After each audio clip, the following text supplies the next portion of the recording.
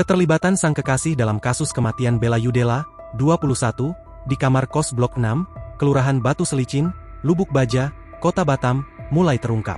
Pria bernama M. Tegar Pratama diduga terlibat atas tewasnya gadis kelahiran Ogan Komering Ulu, Sumatera Selatan, yang ditemukan dalam kondisi membusuk pada Kamis, 18 Desember 2025, sore.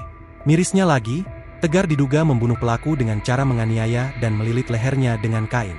Usai korban tidak bergerak lagi, kemudian korban dibiarkan begitu saja hingga membusuk. Kapolresta Barelang, Kombes Pol Zainal Arifin, mengatakan pelaku saat ini masih melakukan serangkaian pemeriksaan terhadap pelaku. Untuk pelaku sudah kami amankan. Dari hasil pemeriksaan Polsek Lubuk Baja, ada hubungan dekat antara korban dan pelaku, ujar Zainal, Jumat, 19 Desember 2025. Menurutnya motif sementara pembunuhan diduga dipicu ketersinggungan pelaku terhadap perkataan korban. Motif sementara dari keterangan pelaku karena ketersinggungan. Ada perkataan dari almarhumah yang menyinggung perasaan pelaku.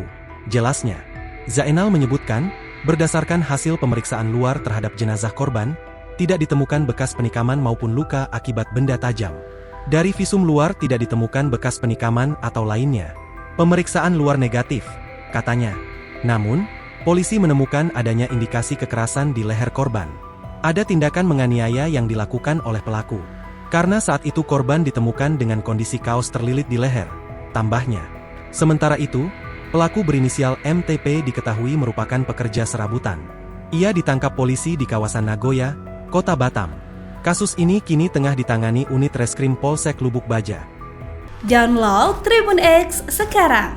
Menghadirkan lokal menjadi Indonesia.